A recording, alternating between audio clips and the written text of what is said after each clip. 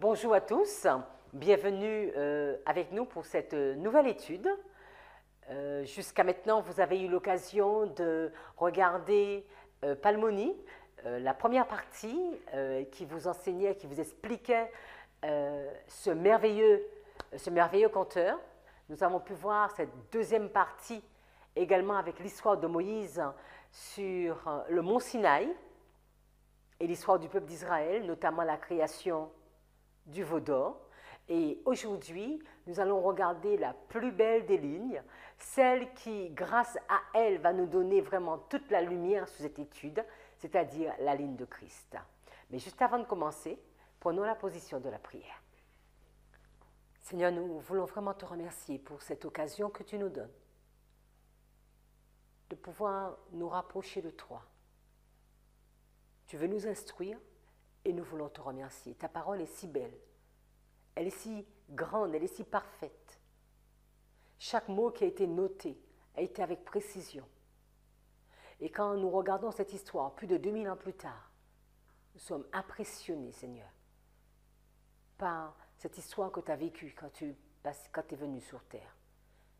Merci, merci pour tout et instruis-nous pendant cette journée. Que nous puissions vraiment comprendre ce que tu veux nous dire à travers ces lignes. Nous t'avons prié en ton saint nom. Amen.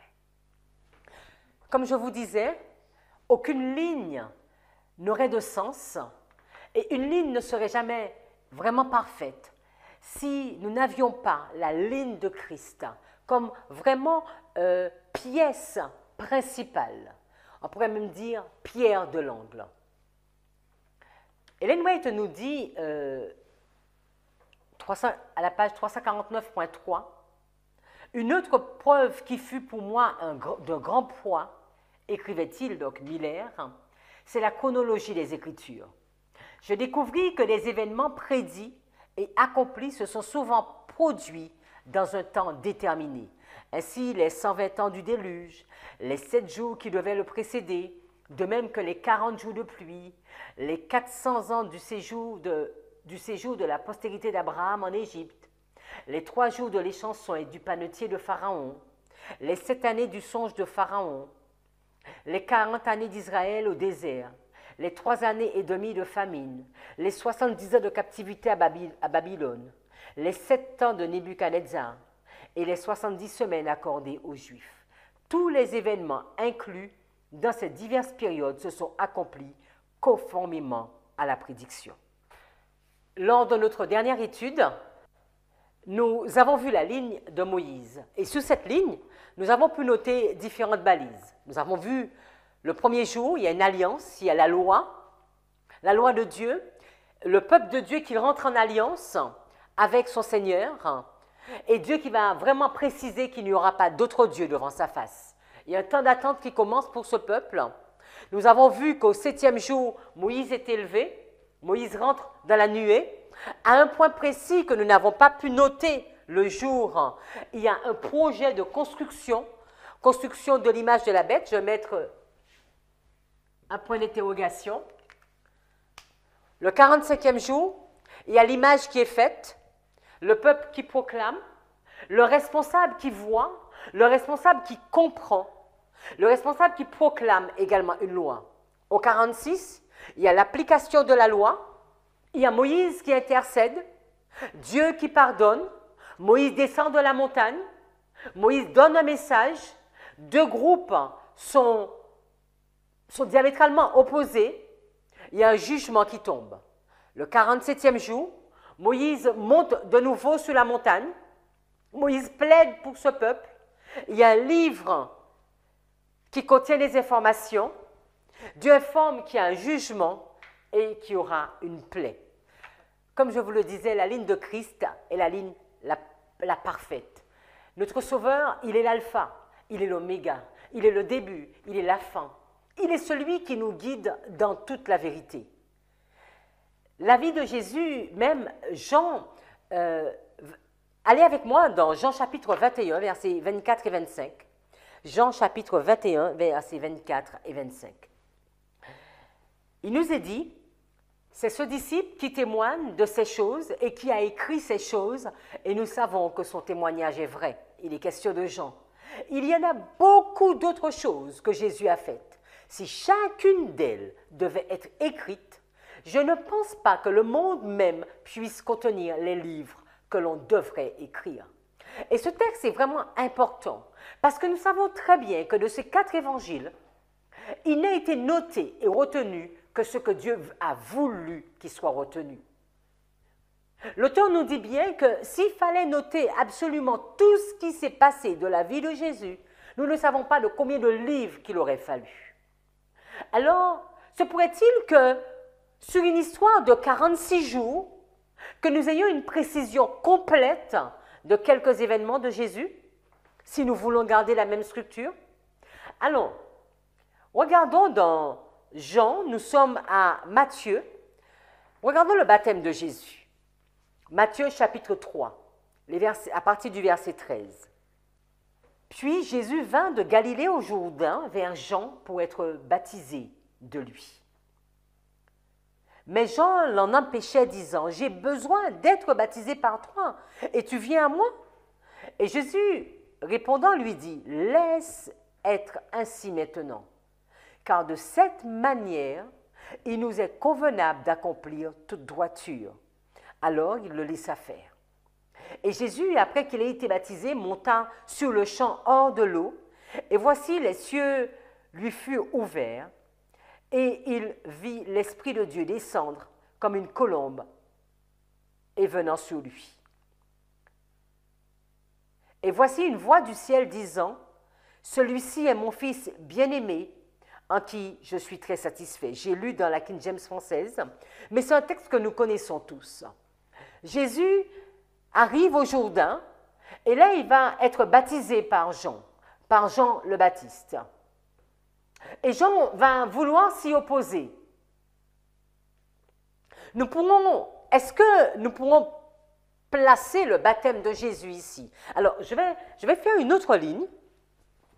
Donc, je vais laisser la ligne de Moïse et pour regarder les correspondances. Donc, on va faire une autre ligne.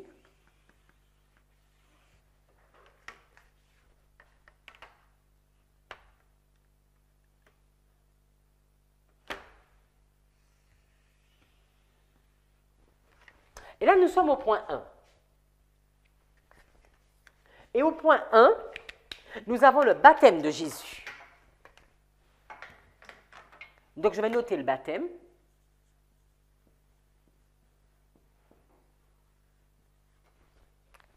Nous avons le baptême de Jésus. Alors, nous allons noter à cette balise, la balise 1, le numéro 1, le baptême de Jésus. Ellen White nous dit dans Jésus-Christ 91.4, après être sorti de l'eau, Jésus s'agenouilla pour prier au bord du fleuve. Une ère nouvelle et importante s'ouvrait devant lui. Les conflits qui allaient le mettre aux prises avec les hommes se... Bien qu'il fût le prince de la paix, sa venue devait dégainer une épée. Le royaume qu'il venait établir était tout l'opposé de ce que les Juifs désiraient. Lui, le fondement du rituel et de l'économie israélite, il allait en être considéré comme l'ennemi et le destructeur. Lui qui avait promulgué la loi sur le Sinaï, il serait condamné comme un transgresseur. Il était venu pour briser la puissance de Satan, on l'appellerait Belzébul. Jusqu'alors, personne au monde ne l'avait compris. Et il continuerait de marcher seul durant son ministère. Aussi longtemps qu'il vécut, sa mère et ses frères ne saisirent pas le sens de sa mission. Ses disciples ne le comprenaient pas davantage. Ayant vécu jusqu'ici dans l'éternelle lumière, intimement unis à Dieu, il allait vivre sur la terre dans la solitude. Elle continue en nous disant, le regard du Seigneur paraît pénétrer dans le ciel, tandis qu'il épanche son âme dans la prière à ce moment précis, juste après son baptême. Il sait à quel point les cœurs des hommes ont été endurcis par le péché et combien il leur sera difficile de discerner sa mission et d'accepter le don du salut. Il plaide auprès du Père pour obtenir la puissance qui vaincra leur incrédulité, qui brisera les chaînes que Satan a rivées autour d'eux et qui pour eux amènera la défaite du destructeur. Il veut un témoignage de Dieu acceptant l'humanité en la personne de son Fils. Les anges n'ont jamais entendu une telle prière. Ils voudraient apporter à leur chef bien-aimé un message rassurant et consolant. C'est le Père lui-même qui veut répondre à la supplication de son Fils. Les rayons de gloire jaillissent directement de son trône. Les cieux s'ouvrent et une forme de colombe, toute resplendissante, descend sur la tête du Sauveur, emblème bien approprié à celui qui est doux et humble. Je voudrais juste faire quelques commentaires et vous dire que souvent nous avons l'impression que quand Jésus était baptisé dans l'eau, la colombe est descendue. Non, Jésus, il a intercédé, il a prié pour qu'il puisse avoir vraiment cette puissance afin d'accomplir sa mission. Il y a ici le baptême, il y a aussi la prière, il y a le Saint-Esprit que nous avons vu qui est descendu.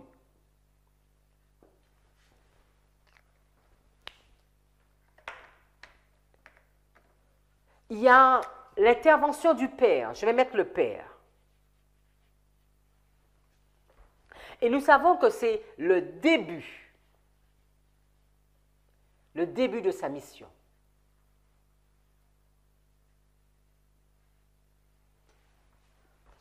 Nous sommes au point 1. Si nous regardons Jean 3 et également le commentaire d'Ellen White, cela ne fait qu'appuyer que nous pouvons mettre au point 1 le baptême. Dans Jean 3, les versets 3 à 7, texte que vous connaissez très bien, c'est l'histoire de Nicodème. Il est dit, Jésus va répondre à Nicodème en disant, en vérité, je te le dis, si un homme ne naît de nouveau, il ne peut voir le royaume de Dieu. Et Nicodème de lui demander, mais comment un homme peut-il naître quand il est vieux? Peut-il entrer une seconde fois dans l'utérus de sa mère et naître? Et Jésus de répondre, en vérité, je te le dis, si un homme ne naît d'eau et de l'esprit, il ne peut entrer dans le royaume de Dieu. Ce qui est né de la chair est chair, et ce qui est né de l'esprit est esprit. Ne t'étonne pas de ce que je t'ai dit, vous devez être né de nouveau. Donc ici, on voit une naissance. Je vais noter naissance, début.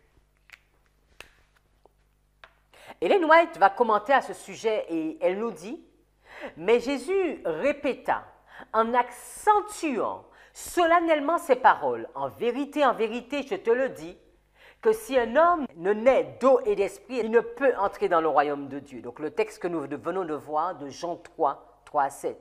Nicodème ne pouvait plus se méprendre sur le sens des paroles de Jésus. Il savait bien qu'il faisait allusion au baptême d'eau et à la grâce de Dieu. La puissance du Saint-Esprit transforme l'homme entièrement. C'est cette transformation qui constitue la nouvelle naissance. Donc, on peut vraiment noter ici une nouvelle naissance. Quand vous regardez dans Matthieu chapitre 4, le verset 1, il est bien dit, Jésus fut emmené par l'Esprit dans le désert. Jésus n'ira pas par son propre choix dans le désert. Il fut emmené par l'Esprit dans le désert pour être tenté par le diable.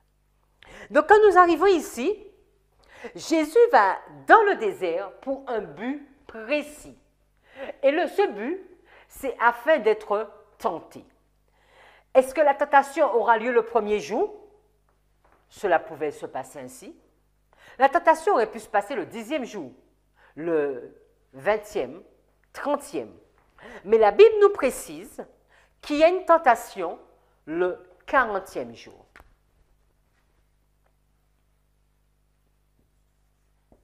Ce que je veux noter ici, c'est que à cette balise, Jésus va partir dans le désert pour un but et que ce but va être réalisé ici, le 40e jour. Jésus est élevé, il est emmené dans le désert par le Saint-Esprit, dans ce but exclusif d'être tenté par le diable. Et là, nous allons voir 3 tentations.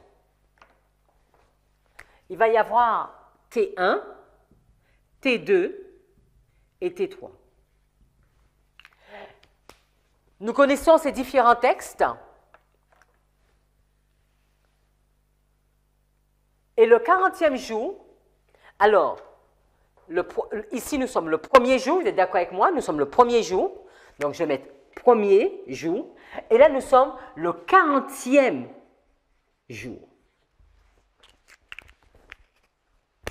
Le jour même, Jésus est emmené dans le désert. Si vous faites un tableau, et si vous mettez le jour même, il est emmené dans le désert, et si vous le descendez, 40 jours plus tard, le 40e jour, c'est ce que nous lisons dans Matthieu chapitre 4, versets 1 à 4. Jésus fut emmené par l'Esprit dans le désert pour être tenté par le diable. Et après qu'il ait jeûné 40 jours et 40 nuits, il eut finalement faim. Et quand le tentateur s'approcha de lui, il dit, « Si tu es le Fils de Dieu, ordonne que ces pierres deviennent du pain. » La première tentation, le pain. 40e jour. Il va y avoir le deuxième test. Alors le diable le transporte dans la ville sainte et le met sur le pinacle du temple. Et il lui dit, « Si tu es le Fils de Dieu, jette-toi en bas, car il est écrit, il donnera charge de toi à ses anges, et dans leurs mains ils te porteront, de peur que tu ne heurtes ton pied contre une pierre. » Et Jésus va répondre, « Il est encore écrit, tu ne tenteras pas le Seigneur, ton Dieu. » Donc là, c'est se jeter.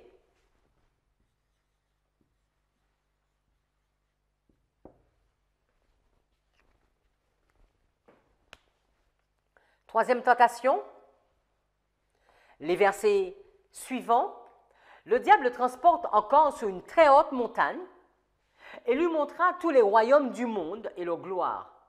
Et lui dit, « Je te donnerai toutes ces choses si tu te jettes à terre et m'adores. » Adoration.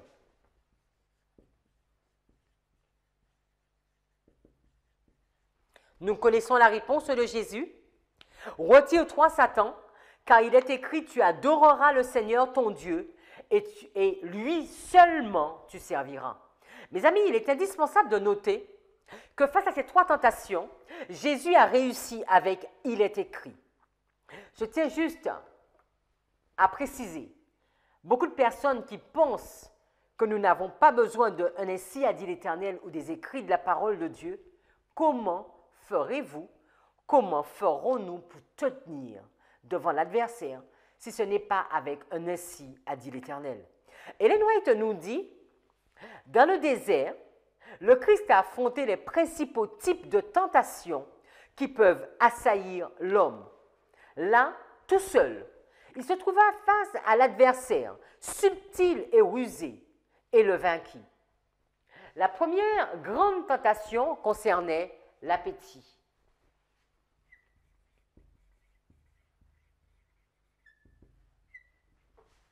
Elle va nous dire que la première grande tentation concernait l'appétit, la deuxième, l'orgueil,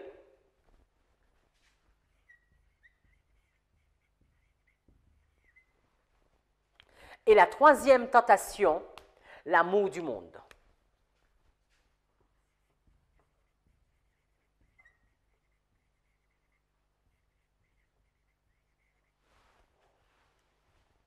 Les trônes et les royaumes de ce monde, dans toute leur gloire, furent offerts au Christ. Satan vint présenter les honneurs, les richesses et les plaisirs de la vie sous leur aspect les plus attrayants, en vue de séduire et de tromper. « Je te donnerai toutes ces choses, dit-il au Christ, si tu te prosternes et m'adores. Mais le Christ repoussa l'astucieux adversaire et remporta la victoire. Ici, il y a des tentations. Ici, il y a la victoire. On va mettre victoire. Il y a la victoire du Christ. Ellen White nous dit, c'est sur ce point que Satan espérait pouvoir défaire le Christ. La victoire lui semblait facile grâce à l'humanité du Christ. Le diable le transporta encore sur une montagne très élevée, lui montra tous les royaumes du monde et leur gloire, et lui dit, je te donnerai toutes ces choses si tu te prosternes et m'adores. Mais le Christ resta ferme. Il ressentit la force de la tentation, mais il y résista pour notre bien et remporta la victoire. Les amis, écoutez bien ce qu'il est dit. Il se servit à cette occasion des seules armes accessibles à des êtres humains. La parole de celui qui est puissant en conseil. Il est écrit. Ici, quand nous sommes à cette balise, si nous voulons remporter la victoire, il est indispensable d'avoir notre Bible et de pouvoir connaître ces différents textes que Dieu nous a laissés. Ellen White continue en disant, mais tous ceux qui s'efforcent d'obtenir la couronne de la vie éternelle vont être tentés comme l'a été leur maître avant eux. C'est-à-dire que nous aussi, nous aurons une ligne semblable, comme a été tenté leur maître avant eux. Les royaumes de ce monde lui furent offerts. S'il voulait consentir à rendre hommage à Satan, si le Christ avait cédé à cette tentation, le monde entier aurait passé sous la domination du méchant. Merci Seigneur. Merci Seigneur. Mais grâce à Dieu, sa divinité a éclaté à travers son humanité.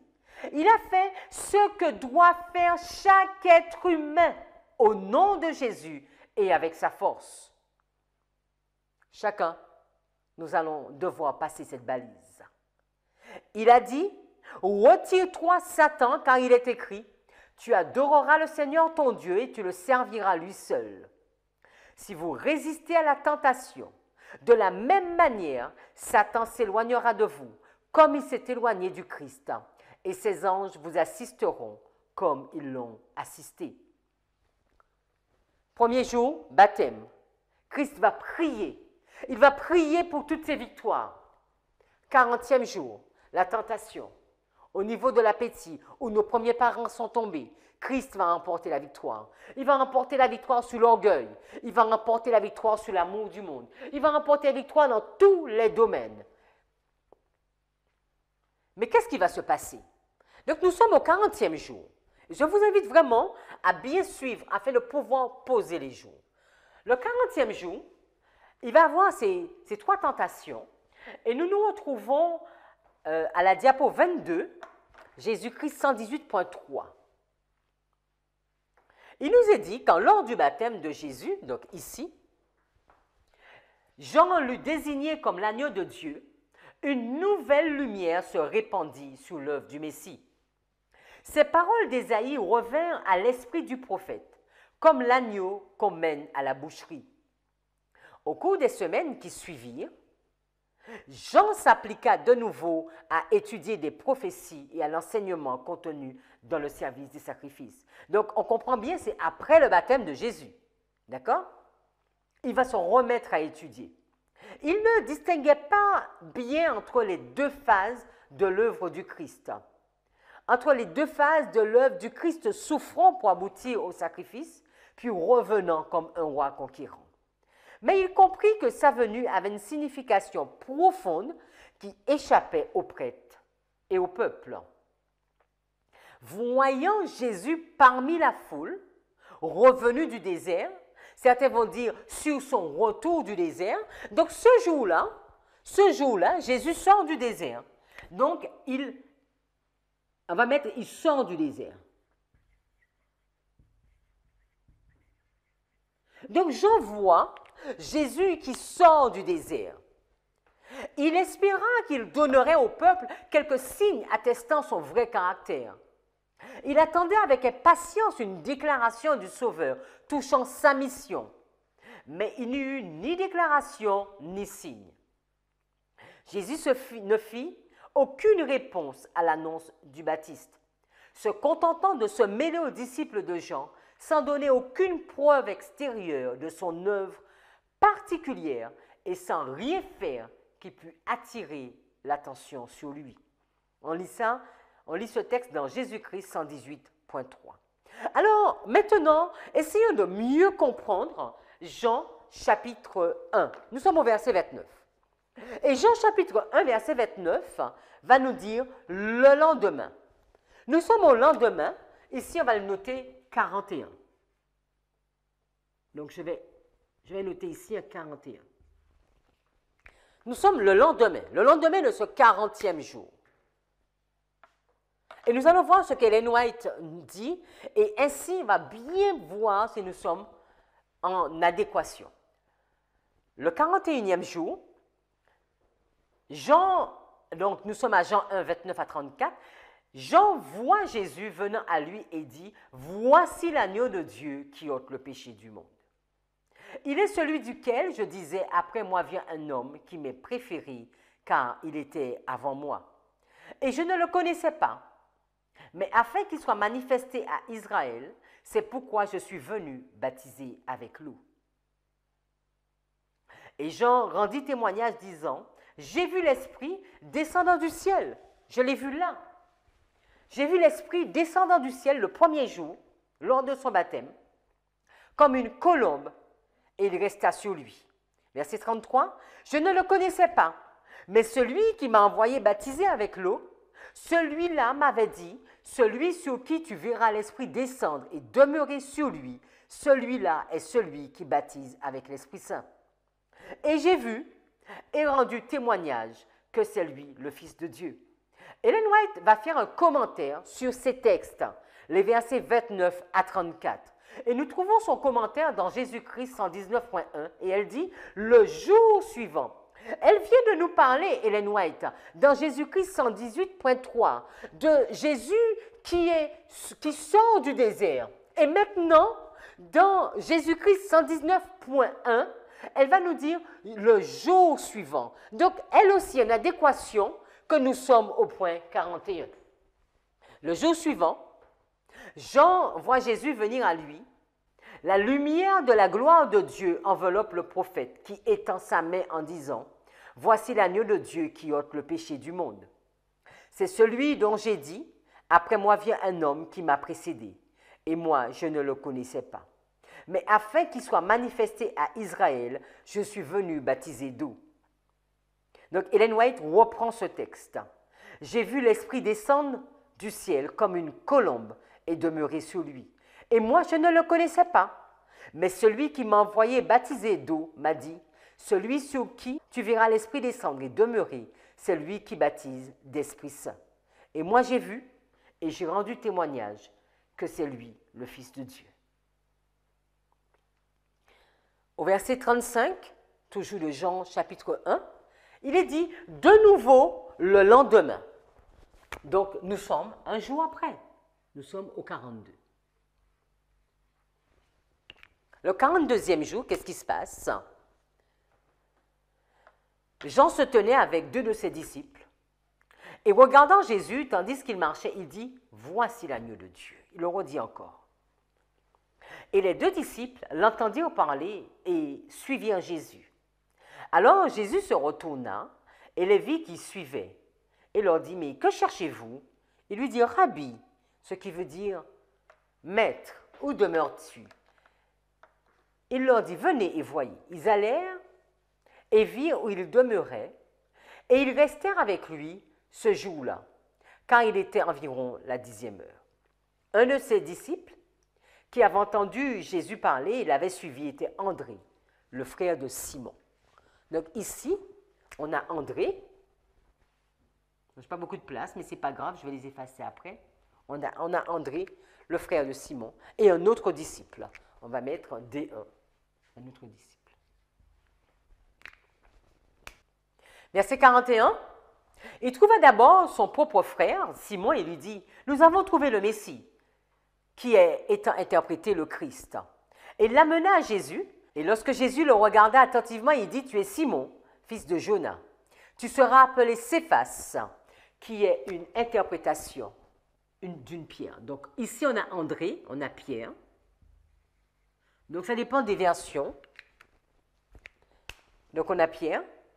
Et nous sommes au 42e jour. Le 41e jour, on ne nous a pas dit qu'un disciple a suivi Jésus. Le 42e jour, il y a André, il y a le disciple, hein, et André ira chercher Pierre. Nous continuons. Alors, Ellen White va faire également un commentaire par rapport au 42e jour.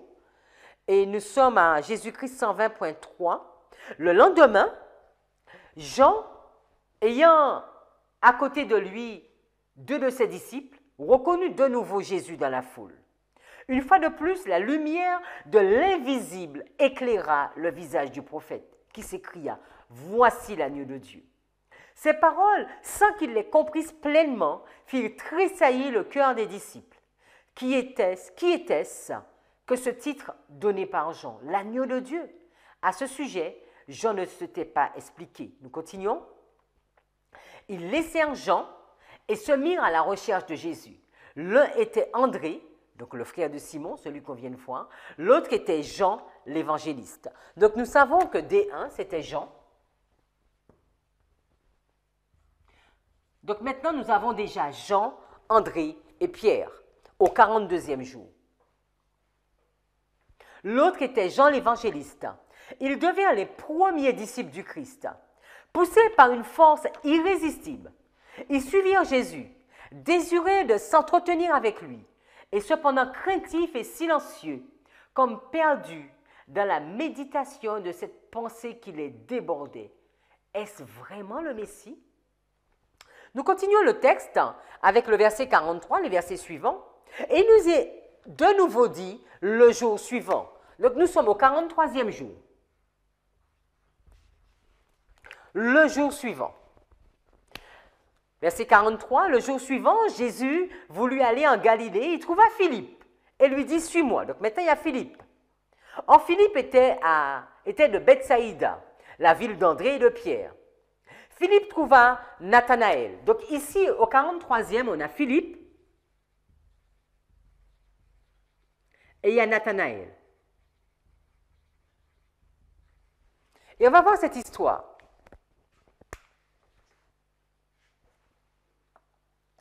Verset 45, Philippe trouva Nathanaël et lui dit, « Nous l'avons trouvé, Jésus de Nazareth, le fils de Joseph, celui duquel Moïse et les prophètes ont écrit dans la loi. » Et Nathanaël lui dit, « Peut-il venir quelque chose de bon de Nazareth ?»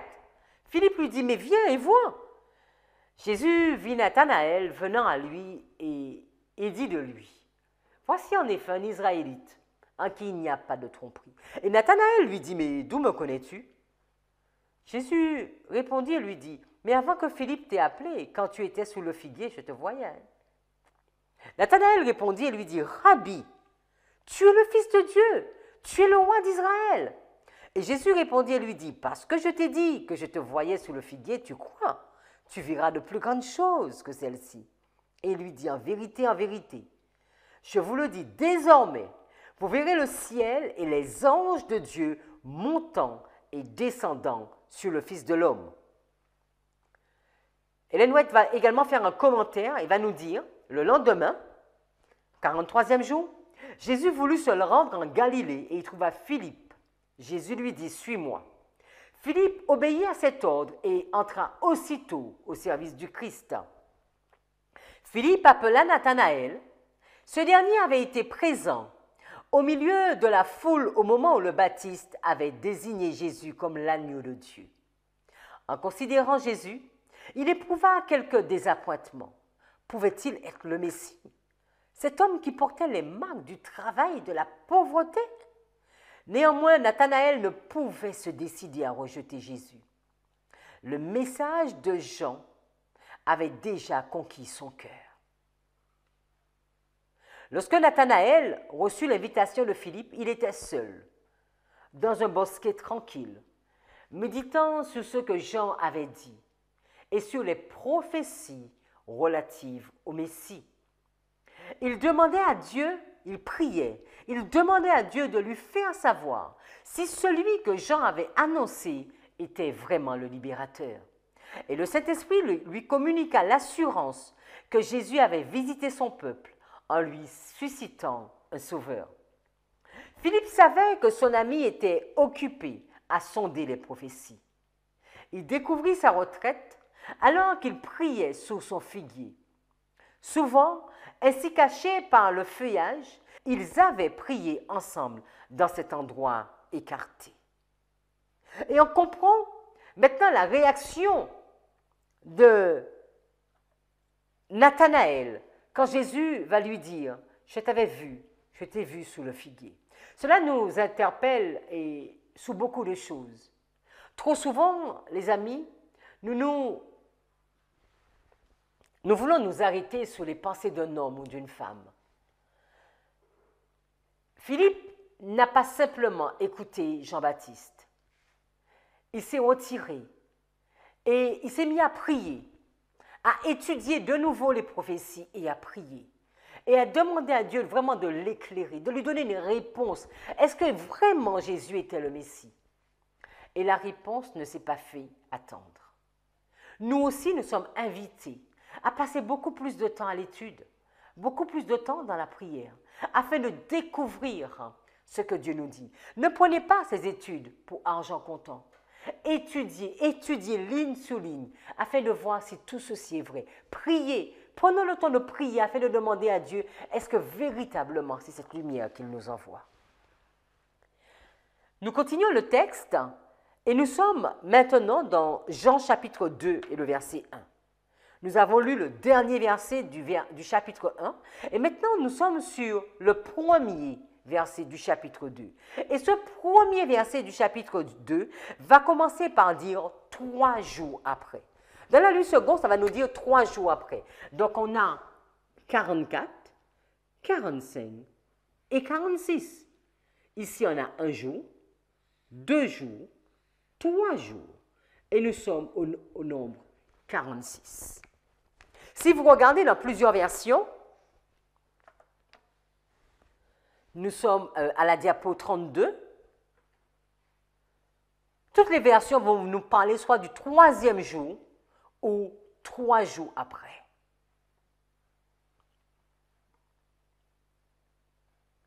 Tout ceci, je l'ai résumé dans un tableau que nous trouvons à la diapo 21. Et si vous regardez cette diapo, vous voyez les 40 jours, comme on vient de dire, vous voyez le baptême, vous pouvez les descendre et le refaire. 40e jour, c'est le jour qui a le 3 tests. Et après, nous avons le 41e jour, les versets qu'on vient de voir, 29 à 34, le 42e jour, les versets 35 à 42, et le 43e jour, les versets 43 à 51. Le 44e jour, nous n'avons pas d'information. Le 45e jour, nous n'avons pas d'information. Et nous arrivons sur le 46e jour. Et le 46e jour, ce sont les noces de Cana. Donc, je vais...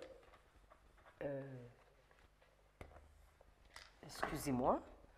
Alors, je vais juste faire ainsi. Donc, je vais mettre un 44. Bon, ce n'est pas vraiment en lien. Donc, ici, on a le 46. Donc, ici, on a un 44. Et là, on a un 45. Je reconnais que je ne suis pas en phase avec la première. Mais au moins, sur le point 46, on est ensemble. Et au 46, il y a les noces de Cana. Et vous connaissez cette histoire des noces de Cana où Jésus va être invité à faire son premier miracle. Jésus qui va dire que son heure n'est pas encore arrivée. Nous sommes à Jean 2, les versets 1 à 6, la diapo 33.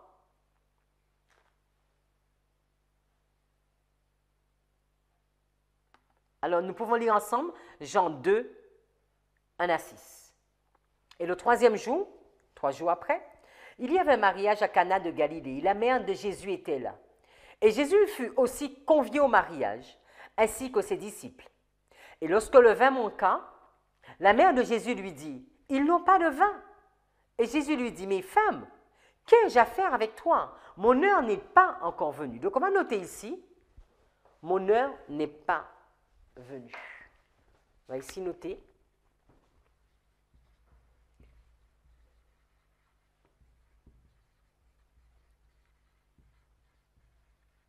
Donc nous sommes à Cana.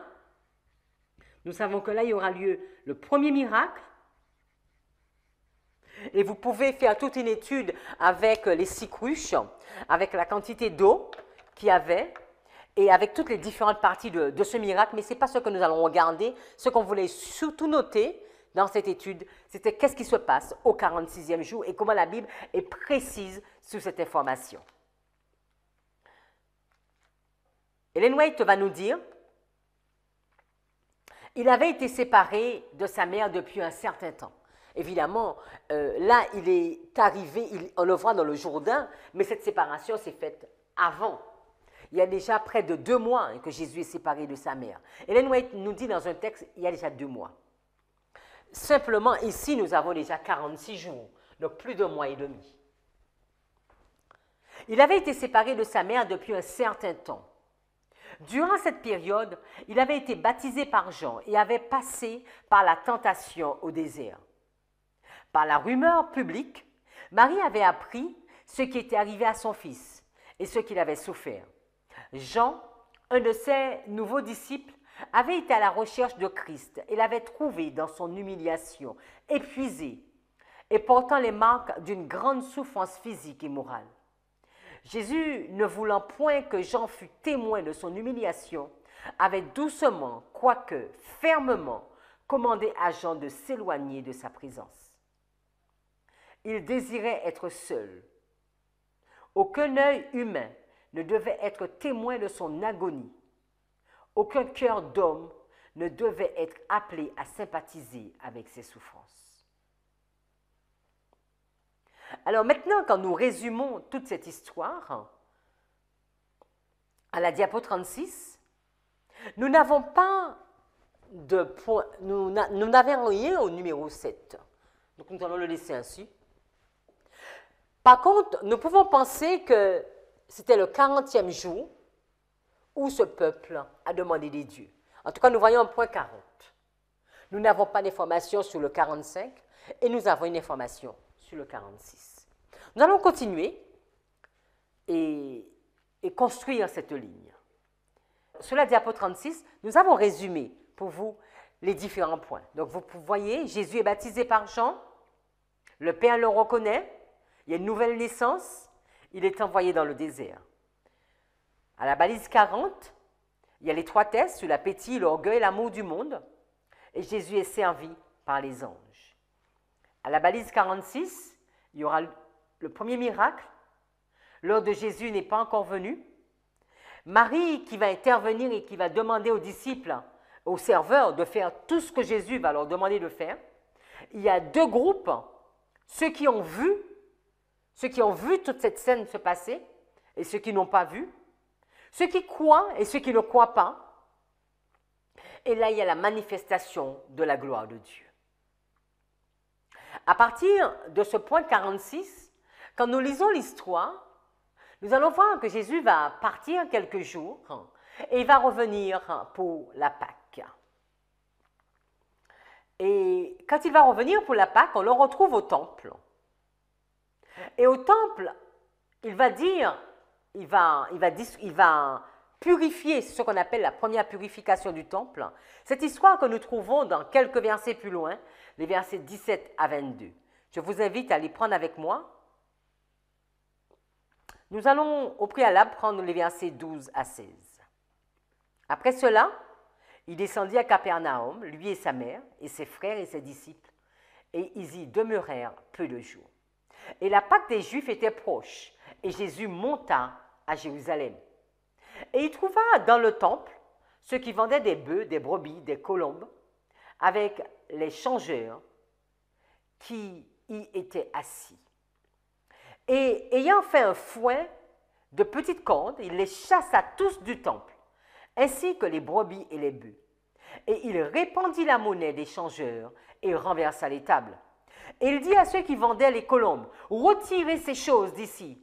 Ne faites pas de la maison de mon père une maison de négoce. » Et ses disciples se souvinrent qu'il était écrit, « Le zèle de ta maison m'a dévoré. » Alors les Juifs répondirent et lui dirent, « Mais quel signe nous montres-tu pour que tu fasses ces choses? » Jésus répondit et leur dit, « Détruisez ce temple, et en 3 jours, je le relèverai. » Nous aurons l'occasion de faire une étude dans cette série sur cette phrase, « Détruisez ce temple, et en 3 jours, je le relèverai. » Parce que qu'est-ce qu'il est dit dedans?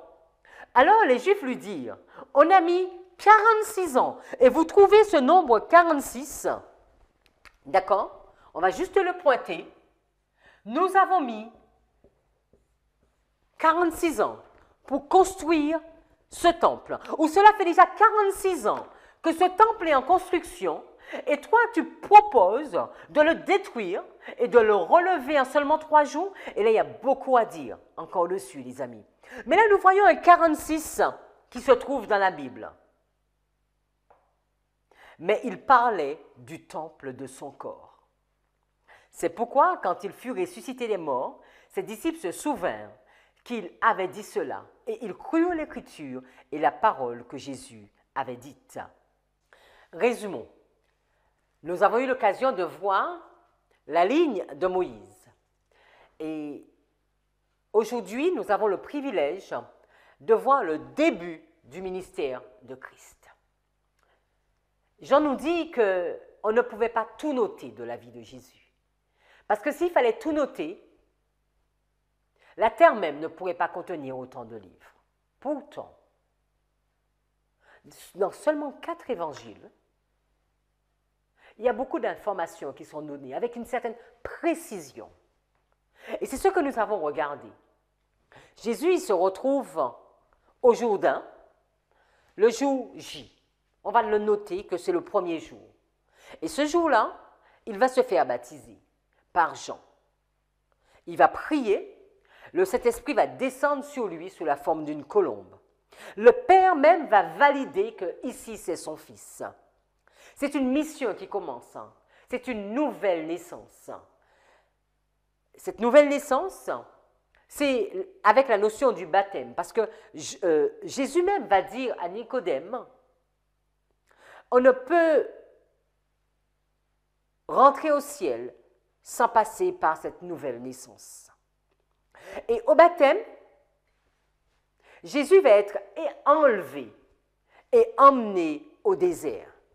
Il va être emmené au désert dans un seul but. En tout cas, c'est ce que la Bible nous dit. C'est dans le but d'être tenté par le diable. Nous ne savons pas quand est-ce que la tentation arrivera. Peut-être le premier jour, le 7e, le 10e, le 15e. La Bible nous note que la tentation est arrivée le 40e jour. Et que ce 40e jour, Jésus va connaître 3 tentations, au niveau de l'appétit, au niveau de l'orgueil et de l'amour du monde. Et avec brio, il va passer ces 3 tests.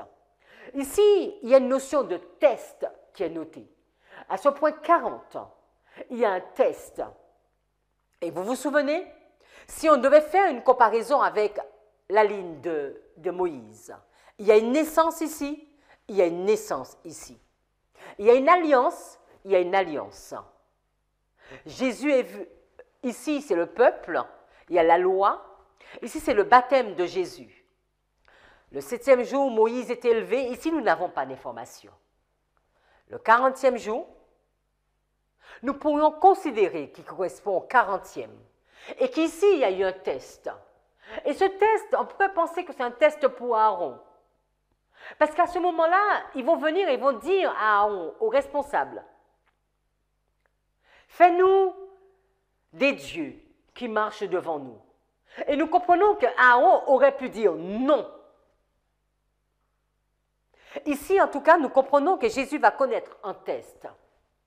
Et ce test, au niveau, comme je vous l'ai déjà dit, de l'appétit, de l'orgueil et de l'amour du monde, et Jésus va vaincre toute cette tentation. Il va remporter la victoire avec un ainsi, a dit l'Éternel. Il est écrit.